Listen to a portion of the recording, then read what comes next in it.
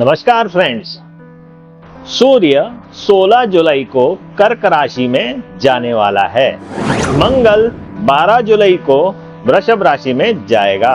19 जुलाई को बुध जो है वह सिंह राशि में जाने वाला है और शुक्र जो है वह 7 जुलाई को कर्क राशि में जाने वाला है। तो धनु राशि वाले जातकों को इस ग्रह परिवर्तन के किस प्रकार के परिणाम प्राप्त होने वाले हैं, उनके लिए जुलाई 2024 किस प्रकार से रहने वाला है, आज मैं इस वीडियो के माध्यम से आपको पूरी जानकारी देने वाला हूं। ध्यान रहे कि यह मासिक राशिफल है, जरूरी नहीं कि हर किसी के ऊपर सही हो। जो हमारा जनरल प्रेडिक्शन होता है वह हम बताते हैं अपनी जानकारी के अनुसार। आपकी कुंडली में किस प्रकार के योग बन रहे हैं पहले आप वह जांच करवाएं, क्योंकि जो कुंडली में योग बनेंगे वही जब समय आएगा उसके फेवर में, तब वह योग जो है वह साध्य होंगे और उनके परिणाम प्राप्त होते हैं। तो धनु राशि वाले जातकों के लिए जुलाई 2024 किस प्रकार से रहने वाला है, आज इस वीडियो के माध्यम से मैं आपको संपूर्ण जानकारी देने वाला हूं। और अगर यह जानकारी आपके लिए थोड़ी सी भी लाभदायक सिद्ध होती है या आपको अच्छी लगती है तो लाइक शेयर कमेंट करना ना भूलें। ध्यान रखें प्रिय दर्शकों कि उपाय करने के साथ साथ आपको कर्म भी करने आवश्यक है। अगर आप पता चला केवल उपाय कर रहे हैं, मान लीजिए कि आप केवल उपाय कर रहे हैं और पढ़ाई नहीं कर रहे हैं, तो क्या आप किसी एग्जाम में सफल हो पाएंगे? जी नहीं। तो इसी तरीके से आपकी कुंडली के माध्यम से जो भी परिणाम प्राप्त होते हैं वह एक ज्योतिषी बताता है, परंतु उपायों के ऊपर 100% भरोसा नहीं करके अपने कर्म और अपने डिटर्मिनेशन जो है, दृढ़ निश्चय, उसके ऊपर भरोसा करके आगे बढ़ें और साथ ही साथ उपाय का थोड़ा बहुत सहारा लें। सारी डिपेंडेंसी उसके ऊपर ना होने दें। मैं हूं आपका ज्योतिष मार्गदर्शक ज्योतिषाचार्य आकाश। आप देख रहे हैं नक्षत्र ज्योतिष।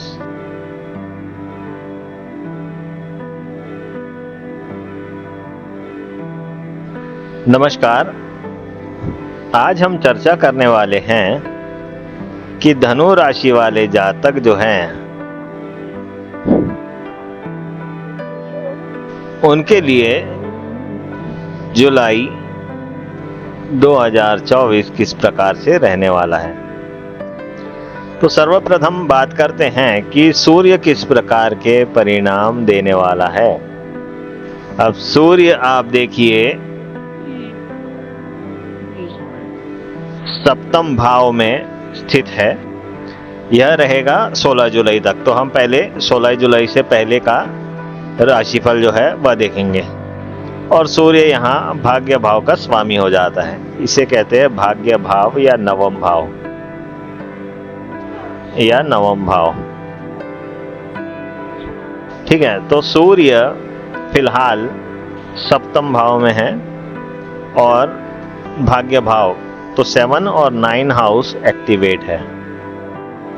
अब 7 और 9 एक्टिवेट है तो क्या फल मिलने वाले हैं? जातक सामाजिक रहेगा,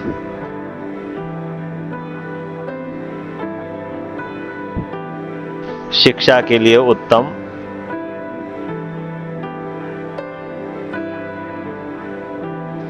शिक्षा के लिए बेस्ट समय रहेगा, कोई दिक्कत नहीं है क्योंकि भाग्य भाव का स्वामी ही है। साथ ही साथ 7 और 9 है तो व्यापार में वृद्धि या व्यापार में विस्तार।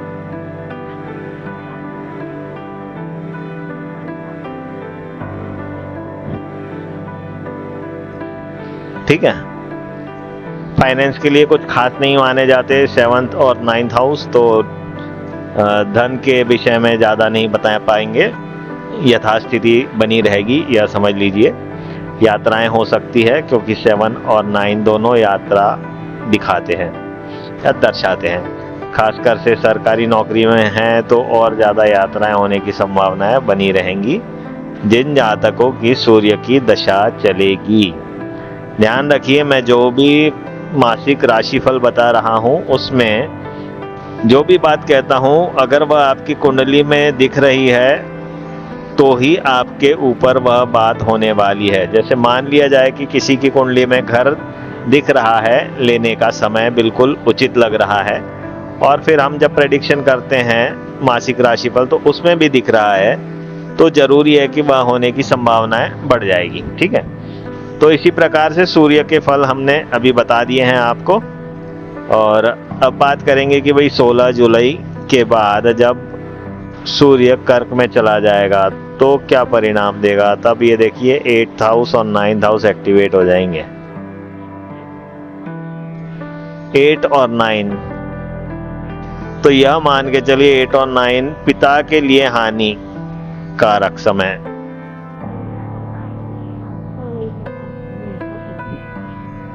पिता के लिए हानिकारक समय रहेगा।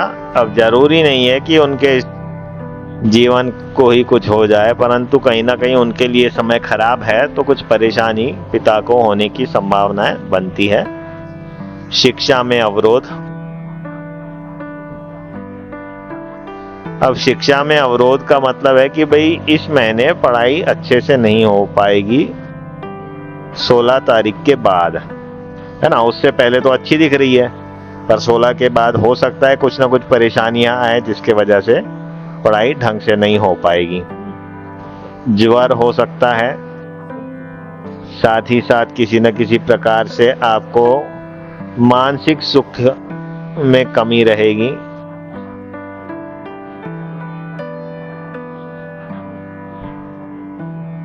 ठीक है, मानसिक सुख में कमी रहेगी। आत्मबल कमजोर रहेगा।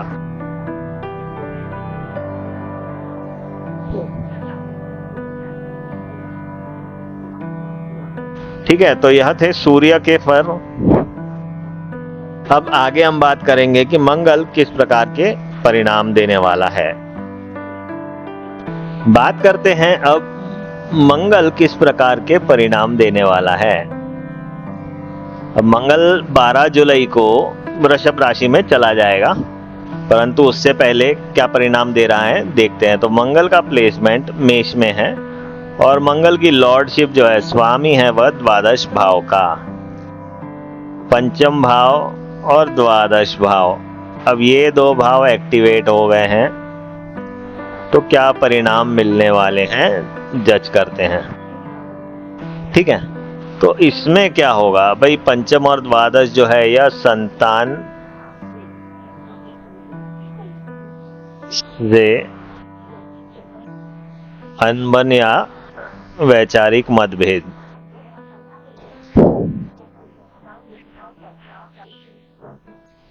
ठीक है, क्योंकि 5 और 12 का हिसाब है, फिर भी ठीक ठाक है। मनोरंजन में व्यय।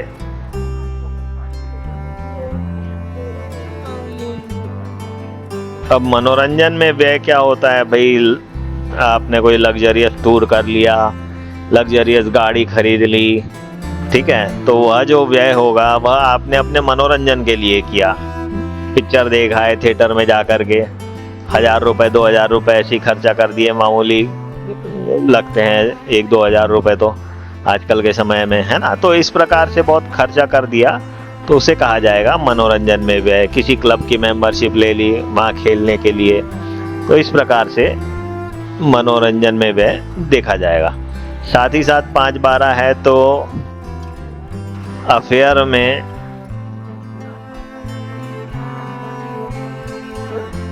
दिक्कत हो सकती है या मतभेद हो सकते हैं। ठीक है, पंचम है तो फिर भी कहीं ना कहीं थोड़ा अच्छे रिजल्ट ही मिलने वाले हैं, कोई बहुत ज़्यादा बेकार रिजल्ट नहीं मिलेंगे। और द्वादश भाव का है तो इन्वेस्टमेंट्स होते हैं। अब इन्वेस्टमेंट्स का मतलब आजकल म्यूचुअल फंड भी हो गया है, जरूरी नहीं कि प्रॉपर्टी ही हो। म्यूचुअल फंड, शेयर मार्केट जो है उसमें इन्वेस्टमेंट्स हो सकते हैं। वहाँ से लाभ मिलेगा या नहीं मिलेगा वह तो आपकी जन्म कुंडली पे भी डिपेंड करेगा। ठीक है, अब देखते हैं कि 12 जुलाई के बाद क्या हो जाता है। अब 12 जुलाई के बाद मंगल जो है यहाँ चला जाएगा वृषभ राशि में, तो मंगल हो जाएगा 6 और स्वामी हो गया पंचम का और द्वादश भाव का, तो 6, 5 और 12 एक्टिवेट है। अब 6 और 12 है तो पत्नी से मतभेद, पत्नी या पार्टनर, अब तो जमाना ऐसा है कि पार्टनर लिखना पड़ेगा।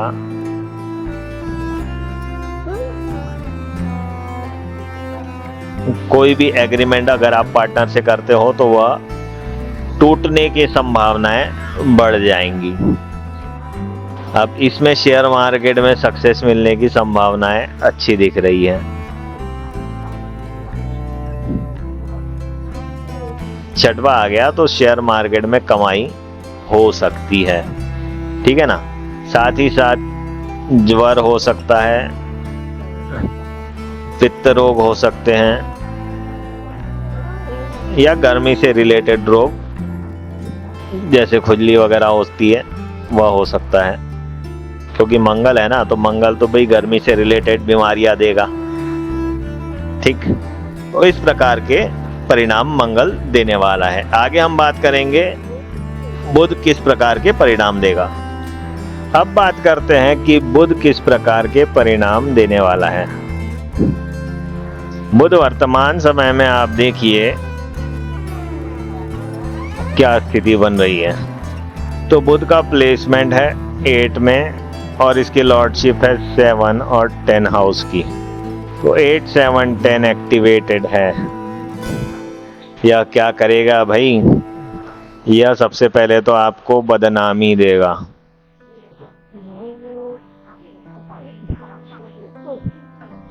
व्यापार में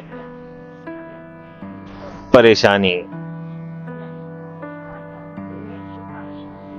किसी न किसी प्रकार की रुकावटें आएंगी, परेशानी आने वाली है, बदनामी होने की संभावनाएं बनती रहेंगी, पत्नी के साथ मतभेद बने रहेंगे,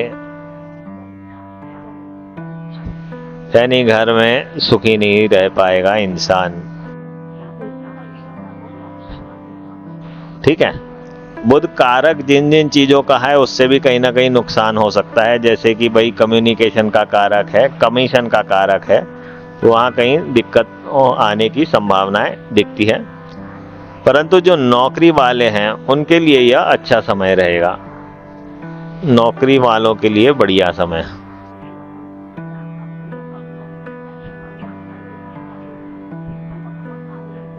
नौकरी वाले इस समय का अच्छा लाभ उठा सकते हैं, उन्हें फायदा मिल सकता है, और खासकर से किसी न किसी प्रकार से कुछ गड़बड़ करके भी इनकी कमाई होने की संभावनाएं बनेंगी। फाइनेंशियल कहीं ना कहीं कुछ ना कुछ घपले करेंगे और उससे कमाएंगे, ठीक है। धन के विषय में देखा जाए तो मैंने कहा नौकरी वालों के लिए ठीक है, व्यापार वालों के लिए अच्छा नहीं माना जाएगा।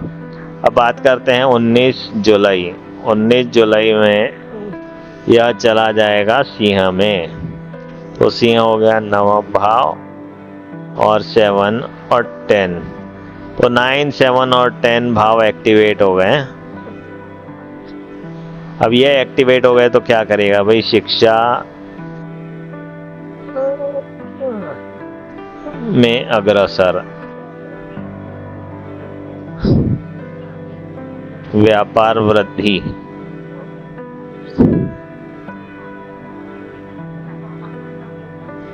ठीक है, भाग्य द्वारा लाभ या मान सम्मान। भाग्य आपका मजबूत होगा, आप किसी के काम करोगे और आपको मान सम्मान मिलेगा या आपका मान सम्मान बढ़ेगा। यात्रा होगी, ठीक है। और धन के विषय में ठीक ठाक समय है, धन अच्छा रहेगा, माता पिता के साथ अच्छे संबंध बने रहेंगे। ओवरऑल अच्छा ही रहने वाला है बुध का जो हिसाब है। अब आखिरी में बात करेंगे शुक्र किस प्रकार के परिणाम देने वाला है धनु राशि वाले जातकों के लिए। अब बात करते हैं कि शुक्र क्या परिणाम देने वाला है। अब धनु राशि वाले जातक देख लीजिए, चंद्रमा इधर होगा धनु राशि वालों का, और लॉर्डशिप आप देख लो शुक्र की कौन कौन सी है, और बैठा कहाँ है? वही बैठा तो मिथुन में है, यानी कि सप्तम भाव एकादश भाव का स्वामी और छठवें भाव का स्वामी ये एक्टिवेट हो गए, तो भैया इनको मिलने वाला है प्रमोशन, साथ ही साथ व्यापार में कमाई अच्छी हो जाएगी। या धन लाभ, अच्छा धन लाभ कहीं ना कहीं से होगा। मान सम्मान बढ़ेगा।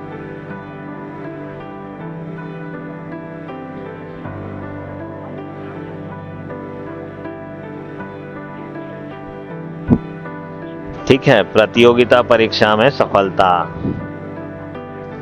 या लिख लीजिए प्रतियोगिता में सफलता।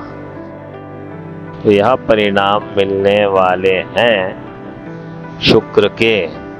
अब देखेंगे आगे कि शुक्र की जब स्थिति बदलेगी तो वह क्या परिणाम देने वाला है। अब शुक्र 7 जुलाई को कर्क में जा रहा है, तो 7 जुलाई से जब यह कर्क में जाएगा तो यहाँ हो गया, ये हो गया 8, 6 और फिर 11, 8, 6, 11 एक्टिवेट हो गए। तो क्या देगा, यह स्किन डिसीज देगा।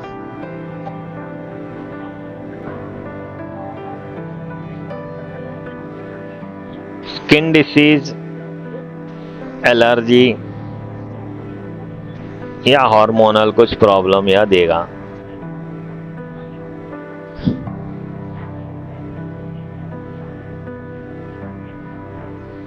अचानक धन लाभ,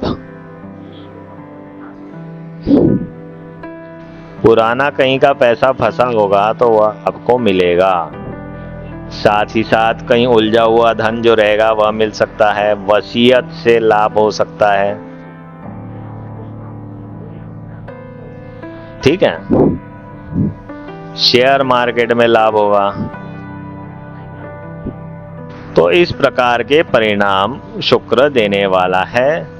स्त्री संबंधित दिक्कत हो सकती है या स्त्रियों से संबंध खराब हो सकते हैं। स्त्रियों की कुंडली में उन्हें हार्मोनल प्रॉब्लम्स होने की संभावनाएं बनी रहेंगी। तो यह थे धनु राशि वाले जातकों के लिए जुलाई 2024 के फल। और आप अगर मुझसे संपर्क करना चाहते हैं तो यह नंबर है 9827374626 और हमारा ऑफिस जो है यह भोपाल में स्थित है। ठीक है, तो आज के लिए इतना ही प्रिय दर्शकों। जय भारत।